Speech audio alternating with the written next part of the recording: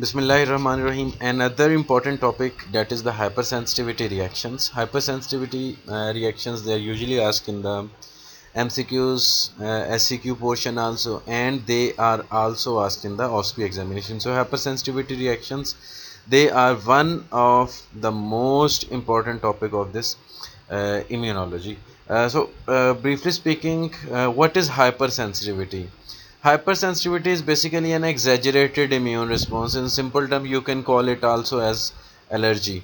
And this immune response is usually harmful to the body, to the host. Whenever we we come across the term of hypersensitivity, we only remember one thing: the allergy.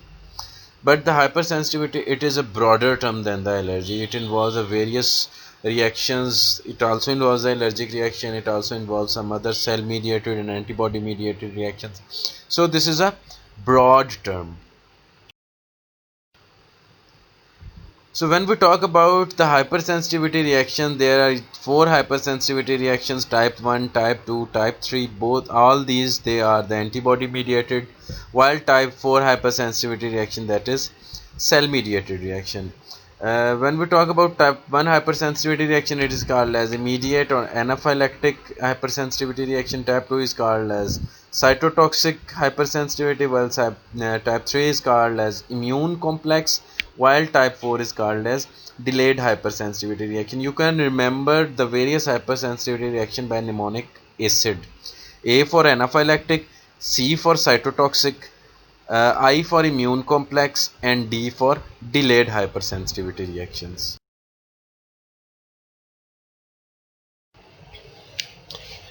Type 1 hypersensitivity reaction, in the simplest form, you can call it as allergy. It is also called as anaphylactic or immediate type of the hypersensitivity reaction. In type 1 hypersensitivity reaction, there occurs the formation of the immunoglobulin E molecules or the immunoglobulin E antibodies, and these immunoglobulin E, they bind to the surface of the mast cell, and when they are bound to the surface of the mast cell, it will cause the degranulation of the mast cells, and the various factors of hypersensitivity, they are released, especially the slow reacting substance of anaphylaxis and the histamine. And these factors, they will cause the various effects on the body. For example, it will result in the edema, erythema, and itching.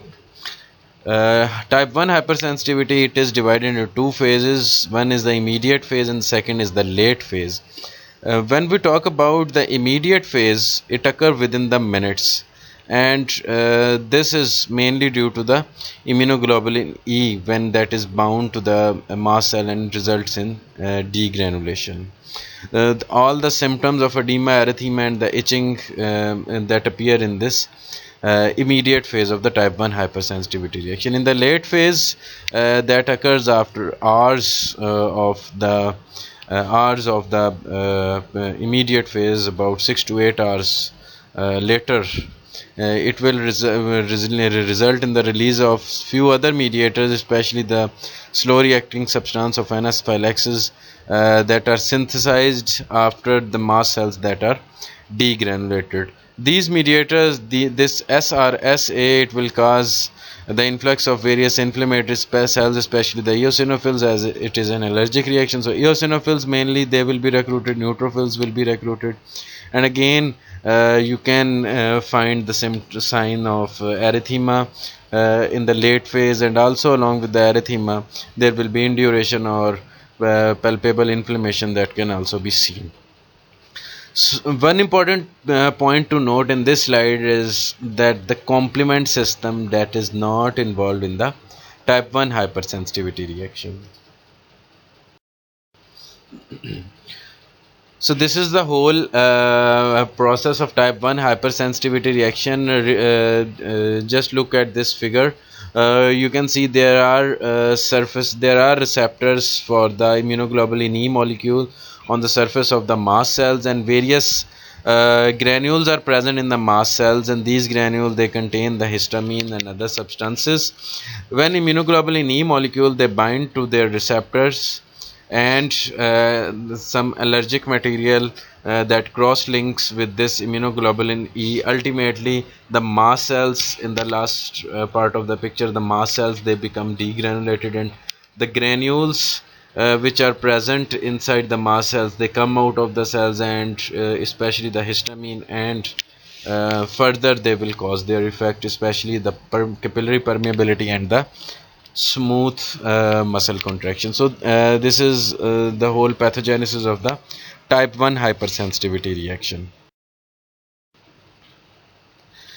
When we talk about type 1 hypersensitivity reaction, the single important thing again I will emphasize that comes to our mind is the allergy. So there are various allergens that can initiate the type 1 hypersensitivity reaction. Especially the pollen, the people living in Islamabad and the nearby areas, they are well aware of this pollen. Similarly, various foods, especially the chocolate, some other foods like milk and rice, they can initiate type 1 hypersensitivity reaction. Certain drugs, they can also initiate this type 1 hypersensitivity reaction.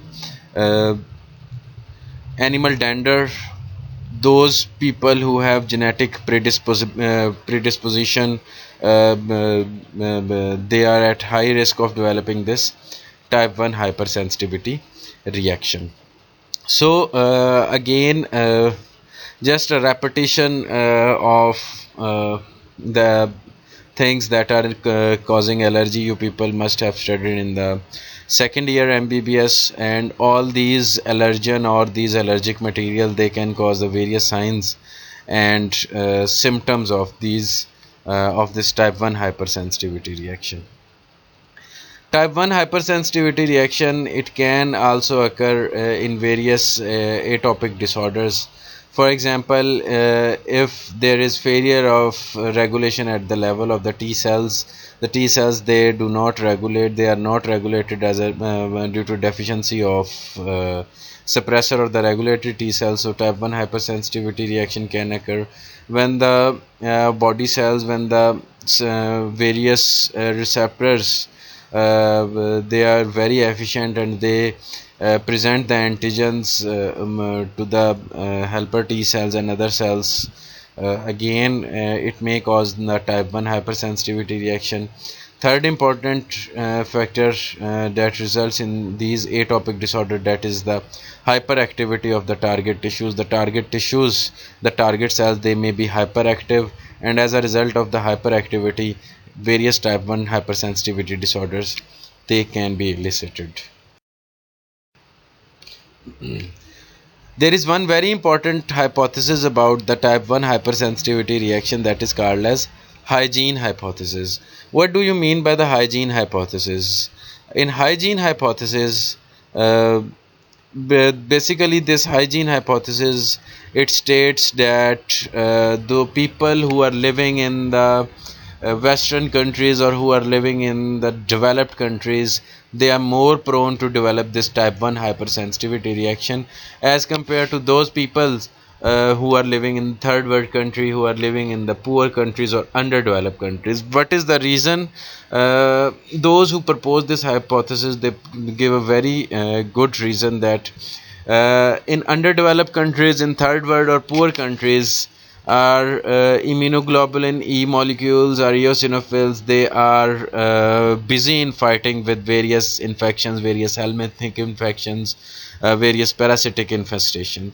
While these helminthic and parasitic infestation, they are far less common in the European countries, in the developed countries. So in those countries, the immunoglobulin E molecules are readily available. The eosinophils, they are not doing any function because the incidence of these parasitic and helminthic infestation, that is very low. So these immunoglobulin E and eosinophils can elicit hypersensitivity reaction. So this is just a hypothesis. If we consider this hypothesis, to some extent it is also correct that in our country there are various parasitic infestation and other helminthic infections. So immunoglobulin E molecule, they are not that much easily available, while in the European and the most developed countries they can be easily available, and as a result they can elicit the hypersensitivity reaction. The hypersensitivity, it can be transferable by serum from one person to another person. Several genetic mutations they have been identified in the in the various generations that may result in the hypersensitivity reaction. When the hypersensitivity reaction it occur at the level of when it occurs systemically, when many systems they are involved, when the heart or blood pressure that is decreased, so this will be called as systemic anaphylaxis. These are the various important conditions that are associated with the, or that comes under this heading of type 1 hypersensitivity reaction. If we talk about the lung, one very important hypersensitivity disorder, that is the asthma. When we talk about the nose and eyes, allergic conjunctivitis, allergic rhinitis, hay fever, they are very important example. If we talk about skin, urticaria.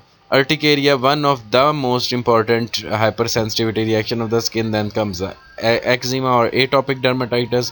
If we talk about intestinal tract, then there comes allergic gastroenteropathy like celiac disease. If we talk about systemically, then the single most important example is the systemic anaphylaxis. So various mediators of the hypersensitivity reaction. The most important mediator of the hypersensitivity reaction being the histamine and the slow reacting substance of the anaphylaxis. Histamine, that is present in the granules of the mast cells and the basophil. Mast cells, they are present in the tissue, and the basophil, they are present in the bloodstream, in the blood.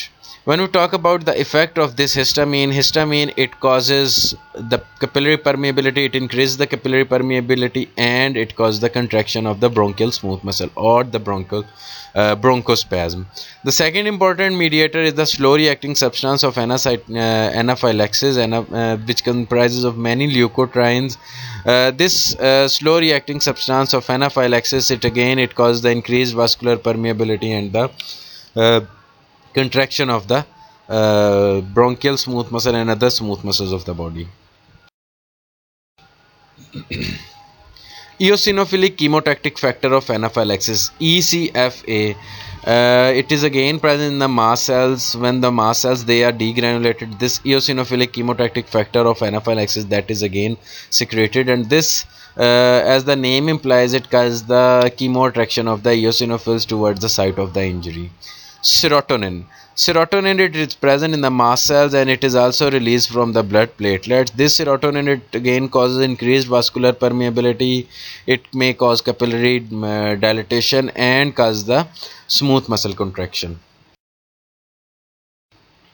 Prostaglandins and thromboxans, which are somewhat related to the leukotrienes and drive from the arachidonic acid via the cyclooxygenase pathway. These prostaglandins they cause the increased capillary permeability and the bronchoconstriction, while the thromboxans they cause the aggregation of the platelets.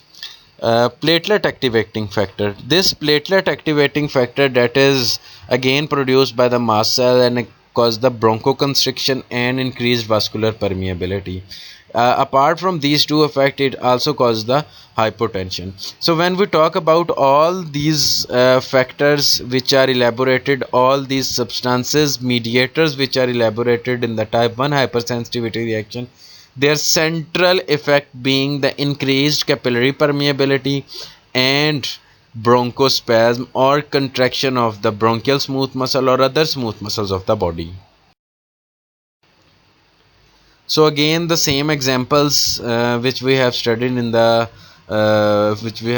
previously in the previous table: systemic anaphylaxis, hay fever, urticaria, asthma, allergic rhinitis, allergic conjunctivitis, various food allergies, drug allergies, various allergic gastroenteropathies, especially the celiac disease.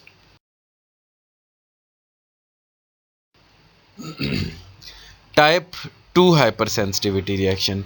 Type 2 hypersensitivity reaction, which is also called as, if you remember that mnemonic, this type 2 hypersensitivity reaction, it is also called as cytotoxic hypersensitivity reaction. This type 2 hypersensitivity reaction, it occurs when there is binding of the antigen to the antibody.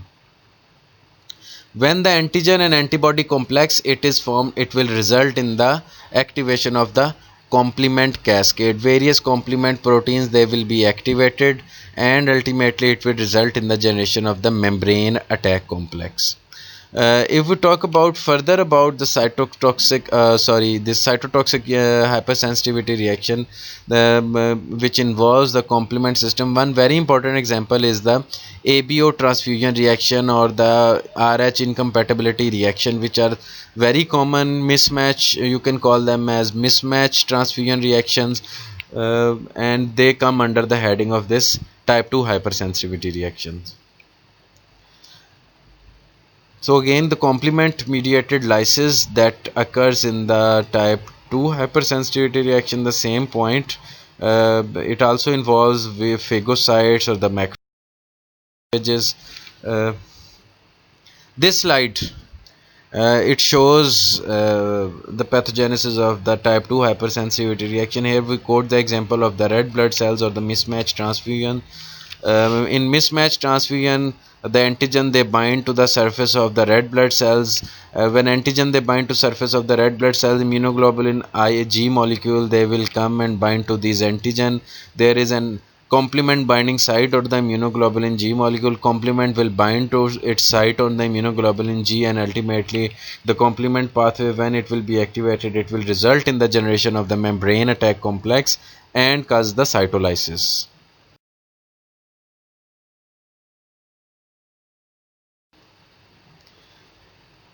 Various drugs, they can also cause the type 2 hypersensitivity reaction. Few very important examples of the drugs which can cause the hypersensitivity reaction, they are the penicillins. These penicillin, they bind to the surface of the red blood cells and can cause the antibody formation and the hemolysis.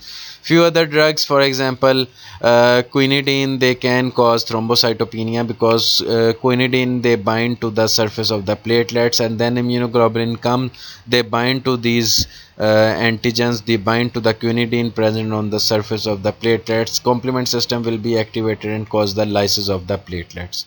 Certain infections, especially the mycoplasma pneumonia infection, that can induce the antibody that cross react with the red cells and cause the hemolytic anemia. When these antibodies they cross react, when these antigen they cross react with the red cells, antibodies will be formed. Complement will bind to the complement binding site on the antibody, especially the immunoglobulin G molecule, and cause the hemolysis of RBCs. Two most important example of the type 2 hypersensitivity reaction, they are mentioned at the last part of the slide, and they are the rheumatic fever and the Goodpasture syndrome.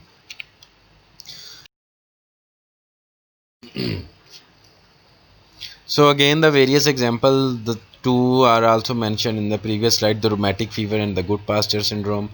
In rheumatic fever, the antibodies they cross react with the M protein of the heart, of the cardiac muscles, while in Goodpasture syndrome, there is involvement of the kidneys, there is involvement of the basement membrane of the kidney tubules. Similarly, ABO transfusion reaction or the mismatch transfusion reaction, they also come under this heading of type 2 hypersensitivity reaction. Various forms of the hemolytic anemia is either drug induced or due to some infection like mycoplasma pneumonia, that also comes under the heading of type 2 hypersensitivity reaction. Another important disorder, erythroblastosis fetalis, in which there is intrauterine death of the fetus due to mismatch in the ABO or RH incompatibility, especially the RH incompatibility, that can result, that can be due to the type 2 hypersensitivity reaction. So in today's lecture we studied type 1 and type 2 hypersensitivity reaction. In the next lecture we'll continue from the remaining two hypersensitivity reaction, that is the immune complex mediated and the delayed type of the hypersensitivity reaction.